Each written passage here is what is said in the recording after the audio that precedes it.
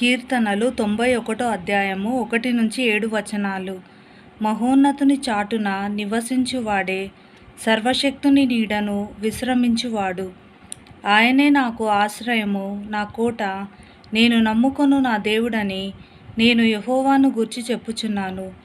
వేటకాని ఉరిలో నుండి ఆయన నిన్ను విడిపించును, నాశనకరమైన తెగులు రాకుండా నిన్ను రక్షించును. ఆయన తన రెక్కలతో నిన్ను కప్పును, ఆయన రెక్కల క్రింద నీకు ఆశ్రయం కలుగును.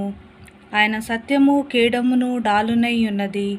రాత్రివేళ కలుగు భయమునకైనను, పగటివేళ ఎగురు బాణమునకైనను, చీకటిలో సంచరించు తెగులుకైనను, మధ్యాహ్నమందు పాడు చేయు రోగమునకైనను నీవు భయపడకుందువు. నీ ప్రక్కన 1000 మంది పడినను, నీ కుడి ప్రక్కన 10,000 మంది కూలినను అపాయము నీ యొద్దకు రాదు. ఆమెన్. కీర్తనలు 91 అధ్యాయము 1-7 వచనాలు.